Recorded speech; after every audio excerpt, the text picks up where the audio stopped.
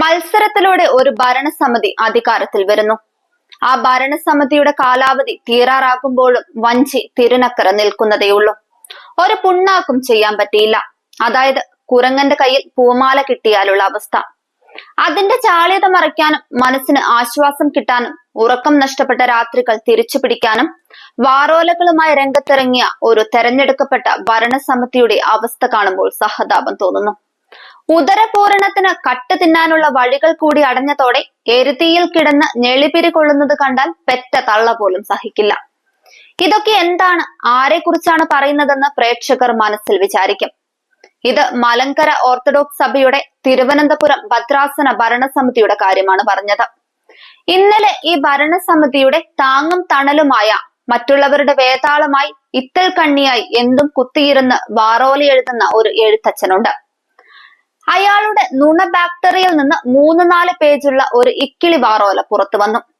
അതിലുണ്ട് എല്ലാ വൈക്ലഭ്യവും, കുറ്റബോധവും, നിരാശയുടെ വികൃത രൂപവും.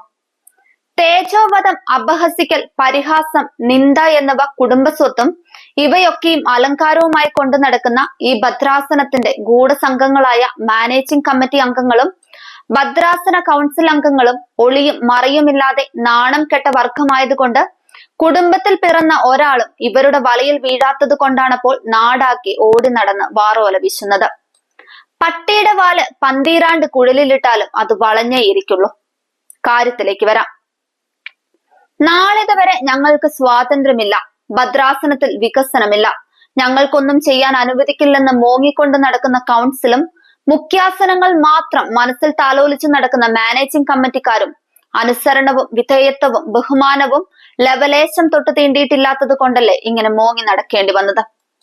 ഒരിക്കൽ ഭദ്രാസന തിരഞ്ഞെടുപ്പ് സംബന്ധിച്ച് കാലം ചെയ്ത എപ്പിഫാനിയോസ് തിരുമേനിയെ കബളിപ്പിച്ച് ഇടമുളയ്ക്കൽ VMDM സെന്റർ ഊറ്റിക്കുടിച്ച് ചീർത്ത വെള്ളീച്ചകൾ പിന്നീട് ഗബ്രിയേൽ മാർ ഗ്രിഗാറിയോസ് തിരുമേനി ചുമതലയേറ്റു വന്നപ്പോൾ വീണ്ടും ചാറൂറ്റാൻ വന്നു. പക്ഷെ കാര്യങ്ങൾ പഠിച്ച തിരുമേനി കണ്ടം വഴി ഓടിച്ചതിന്റെ പകയും നാണക്കേടും തീർക്കാനാണ് വാറോല എഴുത്തച്ഛൻ ശ്രമിക്കുന്നത്. പള്ളിവക കട്ടുമുടിച്ചും ദൂർത്തടിച്ചും നടന്നത് തുടർന്ന് നടക്കില്ലെന്ന് കണ്ട് ഹാലിളക്കിയവരാണ് മറ്റു ചിലർ. ഇവരാണ് സഭയെയും ഭദ്രാസനത്തെയും ഉദ്ധരിച്ച് വെളുപ്പിക്കാൻ ഇറങ്ങിയിരിക്കുന്നത്. അതിന് കുട പിടിക്കുന്നതോ ചുടുചോറ് വാരിക്കളിക്കുന്ന കുട്ടിക്കൊരങ്ങന് സമമായ കുപ്പായമിട്ട ചെന്നായി. ഭൂരിപക്ഷത്തിൽ വിജയിച്ച കഥ പറയാതിരിക്കുന്നതാണ് നല്ലത്. ഭദ്രാസനത്തെ വിഭജിച്ചുകൊണ്ട് ഗ്രൂപ്പിസം ഉണ്ടാക്കി, സ്വന്തമായി പാനലുണ്ടാക്കി, പള്ളികളും വീടുകളും കേറിയിറങ്ങി നുണയും കൊതിയും പറഞ്ഞ് കള്ളും കവറും കൊടുത്ത് വോട്ടുകൾ മറിച്ചു. വോട്ട് മറിയാത്തവരെ കയ്യും കണ്ണീരും കൊണ്ട് വീഴ്ത്തി.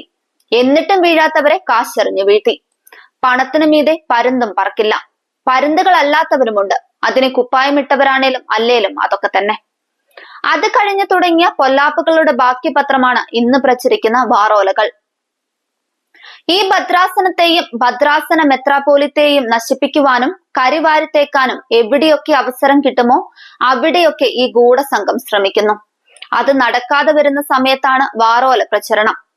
ഭരണഘടന പ്രകാരം കൗൺസിൽ കൂടുവാനും ബജറ്റ് തയ്യാറാക്കാനും സമയവും സ്വാതന്ത്ര്യവും ഉണ്ടെന്നിരിക്കെ അതിന് കഴിയാത്ത കഴിവുകെട്ട ഇവർ പിന്നെ എന്തിനാണ് അധികാരത്തിൽ കയറിയിരിക്കുന്നത് എന്നൊരു ചോദ്യം വരാതിരിക്കാൻ കാട്ടിക്കൂട്ടുന്ന പ്രഹസനമാണിതെന്ന് അരിയാഹാരം കഴിക്കുന്നവർക്ക് മനസ്സിലാകും.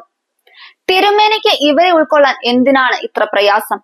വിളിച്ചുകൂട്ടിയ കൗൺസിലിൽ മുഴുവൻ അച്ഛന്റെ അവതരിപ്പിക്കാതെ കൊച്ചു വർത്താനം പറഞ്ഞും ചൊറിയും കുത്തി വടയും ചായയും ഊണും കഴിച്ച് തിരുമേനിയെ ആക്ഷേപങ്ങളും പറഞ്ഞ് അവസാനിപ്പിച്ച് പോയതെല്ലാം ഇവർ തന്നെയാണ്. അപ്പോഴൊന്നും ഭരണഘടനയും സഭാ സ്വാതന്ത്ര്യവും ഒന്നും തലയിലൊത്തിച്ചിട്ടില്ല. ഭദ്രാസന പ്രവർത്തനങ്ങൾ അനുഗ്രഹമായി നടന്നപ്പോൾ അതിന് തടയിട്ട് നശിപ്പിക്കുവാനും തകർക്കുവാനുമാണ് ഇവർ ശ്രമിച്ചത്. സമ്പത്ത് ധാരാളമുണ്ടെന്ന് കണ്ടപ്പോൾ അത് തോന്നിയ പോലെ ചിലവാക്കാൻ കണ്ണും നട്ടിറങ്ങിയ കണക്കറിയാത്ത കണക്കനും സെക്രട്ടറിയും കുറവാ സംഘവും അവരുടെ മുഖ്യ ഉപദേഷ്ടാവുമെല്ലാം വെച്ച വെള്ളം വാങ്ങേണ്ടി വന്നതിന്റെ വിഷമമാണ് ഈ വാറോലയിലൂടെ കരഞ്ഞു തീർക്കുന്നത്.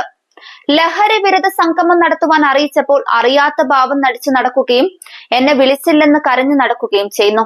മെത്രാപോലിത്ത വീട്ടിൽ വന്ന് വിളിച്ചാലേ വരുള്ളൂവെന്നാണ് ഇവന്മാരുടെ ചിന്ത. ഇവിടെ ഒരു സിസ്റ്റമുണ്ട്. അതിന് വിധേയപ്പെടുവാനും സമരസപ്പെടുവാനും അനുസരിക്കുവാനും ഒക്കെ പഠിക്കുന്നത് നല്ലതാ. അതിന് പ്രാർത്ഥനയും വേദപുസ്തക വായനയും ഒക്കെ വേണം. അതില്ലാതെ ഇതൊക്കെ ഒരു അലങ്കാരമായും ഉദരപൂരണത്തിന് ജോലിയായും അധികാരമായും തൊഴിലുറപ്പുമായൊക്കെ കാണുന്ന ഈ കൊള്ള സംഘത്തിന് ഇങ്ങനെയേ പറയുവാനും ചെയ്യുവാനും കഴിയൂ. കണക്കെഴുതാനും സൂക്ഷിക്കുവാനും ചിലവാക്കാനും ഒക്കെ അധികാരമുള്ള സെക്രട്ടറി പൊതുയോഗത്തിൽ അവതരിപ്പിക്കുവാനുള്ള ബജറ്റ് ആദ്യം ഓഫീസിലിരുന്ന് തയ്യാറാക്കി പ്രിന്റ് എടുത്തിട്ട് പിന്നീട് പൊതുസമക്ഷം കള്ളം പറഞ്ഞ് ഒഴിഞ്ഞു മാറിയത് എന്തുകൊണ്ടാണ്? സഭാ ഭരണഘടനയുടെ വകുപ്പുകൾ നോക്കി പഠിച്ചാൽ മാത്രം പോരാ. സത്യവും നീതിയും ഒക്കെ ഭൂരിപക്ഷത്തിന്റെ ശബ്ദത്തിന് മാത്രമേ അവകാശപ്പെടാൻ കഴിയുള്ളൂവെന്ന് വാശി പിടിക്കരുത്. ന്യൂനപക്ഷത്തിനും സത്യം നീതിയൊക്കെ ഉണ്ടെന്ന് മറക്കരുത്. പള്ളികളിൽ വിശ്വാസികളിൽ ഇങ്ങനെ എത്ര നാൾ വിഷം കുത്തിവെച്ച് നശിപ്പിക്കുവാൻ നിങ്ങൾക്ക് കഴിയും? നിങ്ങൾ ഉദാഹരിച്ച പള്ളിയിൽ സഹോദരങ്ങൾ തമ്മിലുള്ള വഴക്ക് പൊതുസമക്ഷം അവതരിപ്പിച്ച് അവരുടെ കുടുംബജീവിതം നശിപ്പിച്ചപ്പോൾ നിങ്ങളുടെ സംഘത്തിൽപ്പെട്ട ആ വികാരിക്കും നിങ്ങൾക്കും പെരുത്ത സന്തോഷമായി കാണും.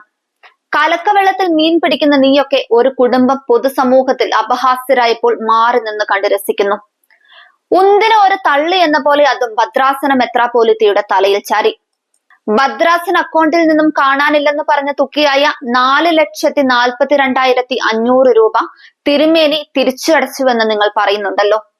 അതിന്റെ അക്കൗണ്ടിംഗ് സിസ്റ്റത്തിൽ വന്ന ഒരു പൊരുത്തക്കേട് മൂലമാണെന്നും അതിൽ തിരുമേനി നിരപരാധിയാണെന്നും നിങ്ങൾക്കും മറ്റുള്ള എല്ലാവർക്കും അറിയാവുന്നതാണ്. ചെളി വാരിയെറിയാൻ കിട്ടുന്ന എല്ലാ അവസരവും നിങ്ങൾ പാഴാക്കരുത്. വനിതാ ജീവനക്കാരിയോട് അപമര്യാദയായി പെരുമാറിയ വക്കീൽ കിട്ടിയത് ഇപ്പോൾ പറയാൻ നിർവാഹമില്ല. കാരണം കേസ് കോടതിയിലാണ്. നിയമം അതിന്റെ വഴിക്ക് പോകട്ടെ. പരിശുദ്ധ ബാവ തിരുമേനി എവിടെ പോയാലും, അതായത് 14 ജില്ലകളിലും സഭയുടെ കേരളത്തിനകത്തുള്ള സകല സ്ഥാപനങ്ങളിലും കയറിയിറങ്ങി കണ്ട് വ്യാജ പരാതികളും കൊടുത്ത് തെറ്റിദ്ധരിപ്പിച്ചൊക്കെ ഒരു വഴിയിലായ ഭാവി ഇപ്പോൾ നിങ്ങളെ കണ്ടാൽ എങ്ങനെയാണ് പെരുമാറുന്നതെന്ന് ബോധ്യമായല്ലോ. ഒരിക്കലും നുണ സത്യമാകില്ല, സത്യമേ സത്യമാക്കൂ. ഒടുവിൽ ബാവ വഴങ്ങുന്നില്ലെന്ന് കണ്ടപ്പോൾ വീണ്ടും സ്റ്റോപ്പ് ഇടാൻ എന്ന പോലെ പെരുന്നാളുകൾക്കും പരിപാടികൾക്കും ഭാവിയെ കൊണ്ടുവന്ന് വശത്താക്കാൻ ശ്രമിക്കുന്നവരും സമൂഹം ശ്രദ്ധിക്കുന്നുണ്ട്.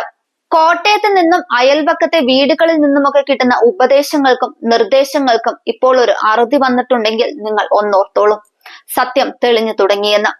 നിങ്ങൾക്ക് മാറി നിന്നും ഒഴിഞ്ഞു നിന്നുമൊക്കെ ഭദ്രാസന പ്രവർത്തനങ്ങൾ അലങ്കോലമാക്കുവാൻ ഒരുപക്ഷെ കഴിഞ്ഞേക്കാം. പക്ഷെ നിങ്ങളുടെ അടുത്ത തലമുറ നാളെ നിങ്ങളെ പഠിക്കുമ്പോൾ കരയുവാൻ ഒരിത്തിരി കണ്ണുനീർ ബാക്കിയുണ്ടാവണമെന്ന് ദൈവത്തോട് പ്രാർത്ഥിച്ചോളൂ.